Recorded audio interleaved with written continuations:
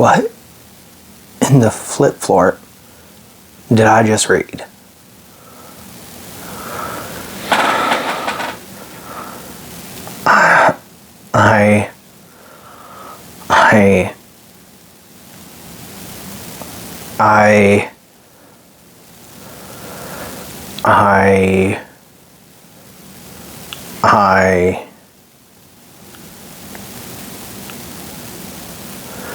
Guys, this book is amazing.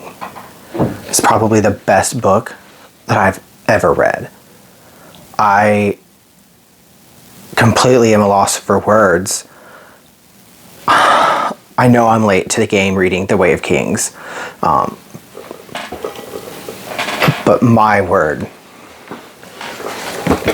this is probably the best book I have ever read. It's not just a book. This is a piece of art. The way that Brandon Sanderson writes his characters, the way he took time and nurtured and built up these characters is unlike anything I've ever read. And the prose with describing the setting, I mean, it felt like you were there. It felt like you were with these characters.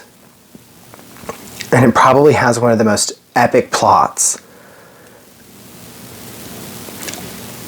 and kind of epic twists and reveals at the end that I didn't see coming. I usually can see when certain things are coming, and I didn't.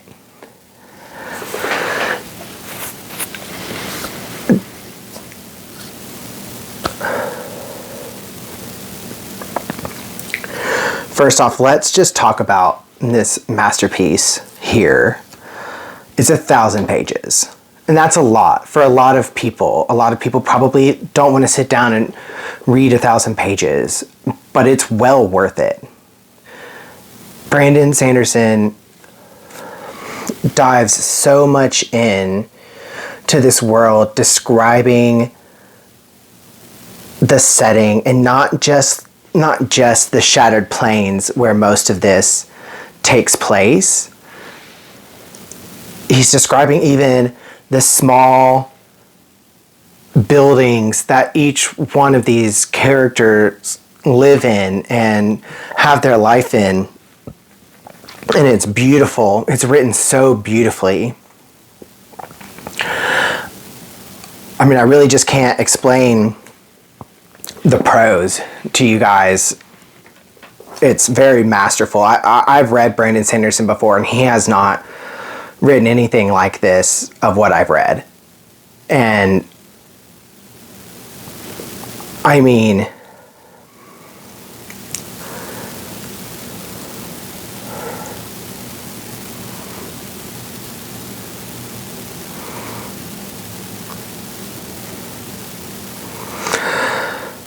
I know that Brandon took I think he took over a decade writing this book. He had a part or a manuscript, a draft written before he released Elantris, and then focused on Mistborn, and then finally got back to The Way of Kings, and then rewrote The Way of Kings.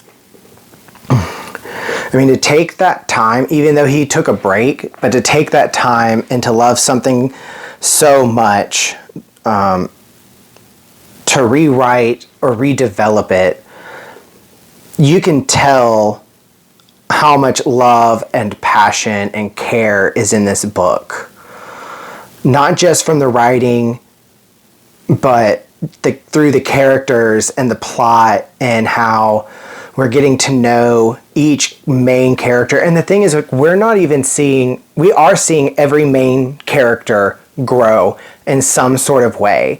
And what I mean by main character are those that get a point of view chapter. So those definitely grow. But to also see side characters grow, I've not really seen a lot of that, where I can see someone who's kind of a recurring character grow throughout the book.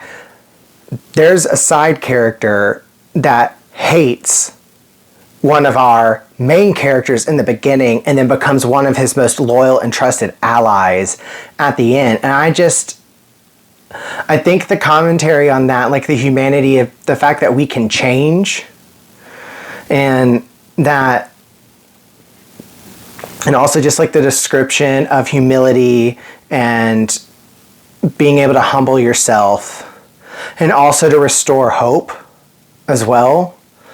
There are several really deep themes in this book, and let's go through some of them. So I think one of the main themes here is toxic masculinity and how pride can be a downfall for us. Because two of our main characters are different than the rest of their society. They look to be honorable and to do the right thing and to humble themselves when they're wrong. And that is not something that is a norm in their society.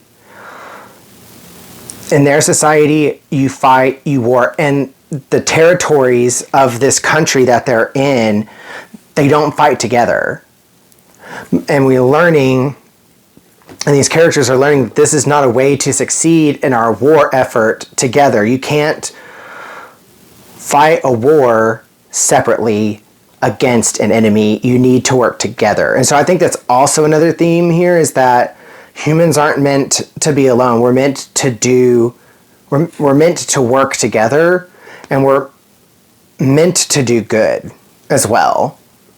Because that's a big push for the main characters, is that they're trying to remain honorable. They're trying to do what is right for their people, and what is not just best for their people, but for everyone else. They're not just thinking about themselves. These characters are very selfless and not selfish. And we do have another character that does have a selfish plot, but she grows. She grows so much from the beginning to the end. She gets stronger. And also, I think that having a plot and a theme where there's scholarly pursuit is something that we don't normally get to read. And that really allowed us to see more of the world, because the scholar did not take place where the war is on the Shattered Plains.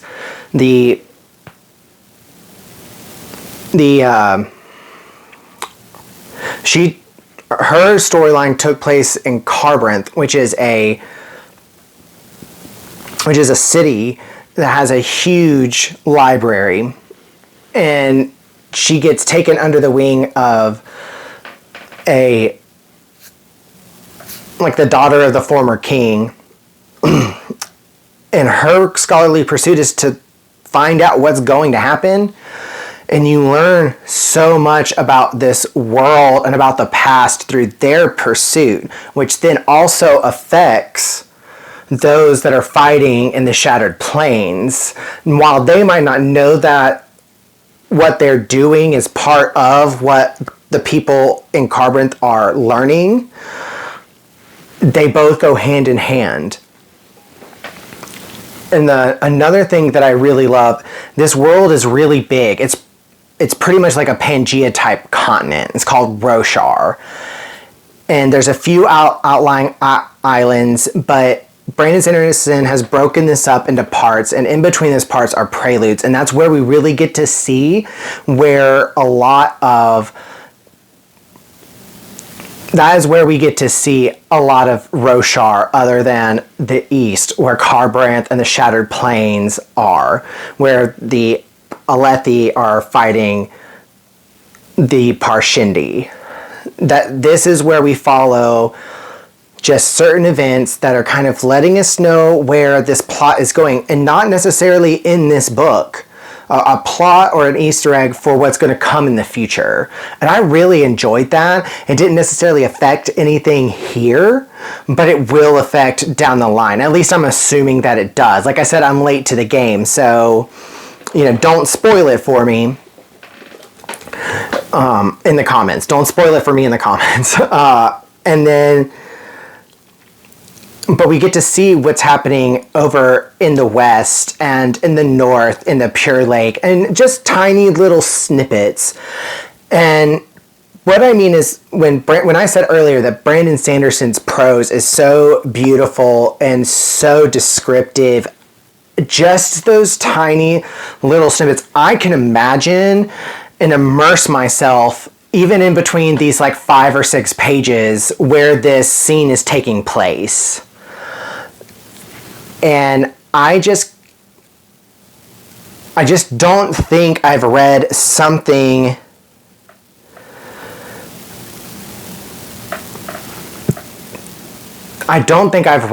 that has gotten my attention like that. That it's gotten me so enthralled that I think at some points I'm part of the story.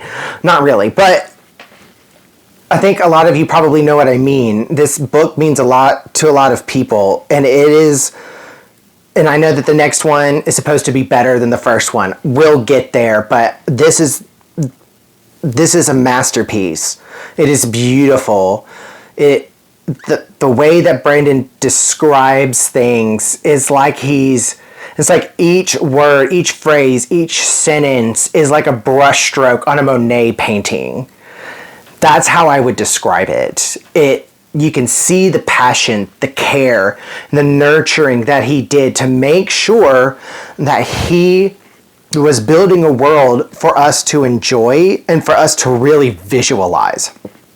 Because this place doesn't exist. And it can be hard, even in written word, to fully convey the world that you're building. And he does it so effectively here. And his passion for these characters, they seem so real. And you get so emotionally attached to them because there's so much at stake. And you're just like, please don't let them die. Don't let them die in this scene. Obviously, like, you know, there's certain characters that you know are going to live because of the fact that there's more books. But even then, it's like, well, maybe at some point I actually thought that there was a main character where their backstory's in a future book. And I kind of was like, well, maybe he could possibly die in this one, and we just get to see more of him in the past, and that affects the future, which would be a cool plot point, but that didn't happen. And there are a lot of things in the end that I did not see coming. I mean, so many twists at the end. My mind was literally blown. And then the monologue by Wit in the epilogue is very profound, talking about humanity and how, you know, we praise one another, how we gift one another when there's invention or innovation, discovery or research involved. And like the first person who discovers this, and like obviously it's been discovered, you can't rediscover it, but let's say there's 2 different people going into the same... Sorry, my camera keeps moving and I'm not trying to make it that way.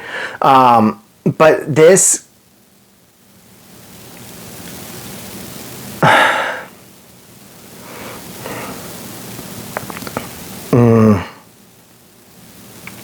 I lost my train of thought.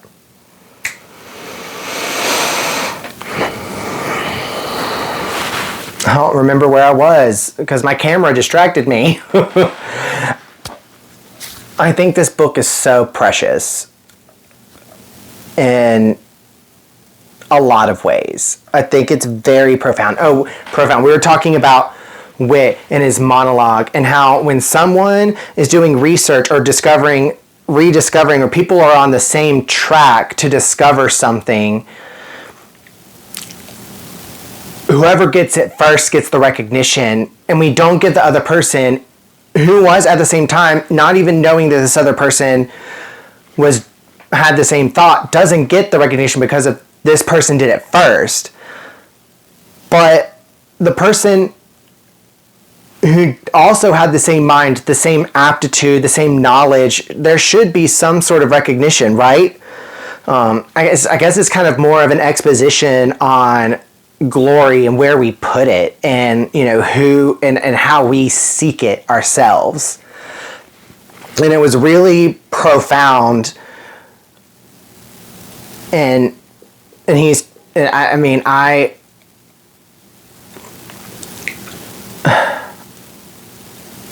it kind of just left you being like,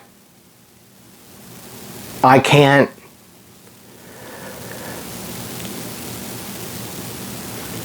believe that there was something like that in this book, because you just think that it's going to be this story, epic fantasy story, but there's so much in here. Like, you have themes of class and racial prejudice, and you also have themes of like toxic masculinity and how these things, they're not supposed to be this way. And you have your main characters who are different than everyone else, that are against the social norms, and they're trying to they're trying to save the world, and in order to do that, they've got to get everyone else to see, like, this is how we were created and how we were supposed to be made, and this is the order of where we're supposed to be, and we haven't been doing that. What we're doing is wrong.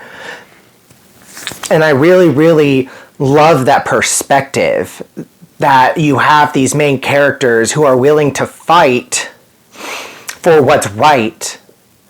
To have someone who is truly honorable as a main character. And yes, they have flaws. Obviously, these aren't perfect characters, but someone who, when they seek vengeance, are not blinded by it, and can see logic and rationality, and can change or evolve emotionally, and see that maybe this person isn't who I presumed them to be, because they're just like everyone else, or because they look like everyone else. They have this station in life, so they must be evil because everybody else that I interacted with is evil. But no, like, you see these characters grow, and you see their perspectives change based on the actions of the characters, of the people in the book. That's how one of our side characters who was one of our main characters, I wouldn't say enemy, he hated him and detested him. He had no hope because of where they were, their station. They had no hope because they were being used as decoys for another High Prince's army. And as I'm going to say his name, as Kaladin is growing himself, this side character, he's seeing the leadership that he has, and the humility that he has, and how honorable he is, and the strength that he has to endure the suffering and the inflicting of those who have enslaved him. And this side character, he starts to have hope. He starts to see Kaladin as a leader, and that there can be a way out there. And to see that change, it shows that people can grow. And I feel like we lose that in society sometimes, our compassion towards one another and our rational thinking towards one another. And he displays this so much. It was a breath of fresh air.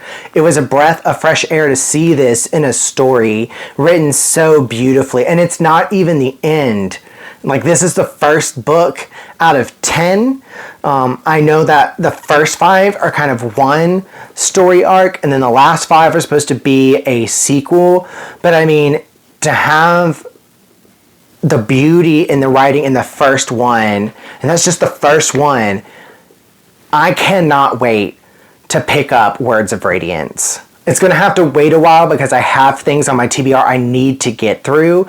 But the second I get these books finished, I'm picking up Words of Radiance, because this was beautiful. This is a masterpiece. This book is a masterpiece. You need to pick it up. If you haven't read it, please go read it now. If I had finished this before I did my tier ranking video, this would be at top #1, and because it is, I can't say it enough, it's beautiful. It is a piece of art. Now,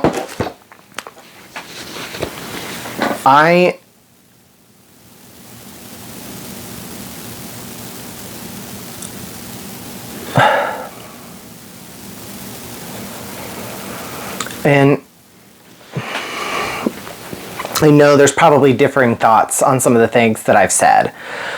And I want you to be able to discuss them in the comments. So please, let me know how you liked it. What was your feeling after reading this story? Brandon Sanderson has thoroughly impressed me. This is the best writing I've read by him so far. You can tell the love that he put in here. So in the comments below, tell me what your thoughts were when you read this, or what your thoughts are about reading it. I know that it's long, but it's worth it. It is worth reading. You're not going to regret, and you're going to fall in love with these characters, and you're not going to want to put it down. It took me way too long to read it. I should have been finished a few weeks ago, and I'm disappointed in myself for doing that. But I'm going to make sure that I continue to read these at an appropriate pace. But, to let me know what your thoughts are. I hope that you enjoyed this review. I didn't really have much of a script, so this is just my reaction to this book. And, I just want to know what you think, and, what your thoughts are. And I want to be able to have a discussion about this book in the comments. I want to discuss this.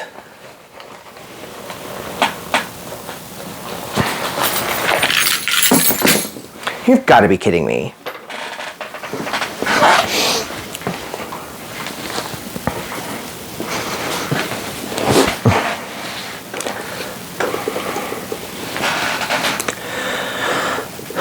I want to discuss this with you guys in the comments. My mind right now is blown, and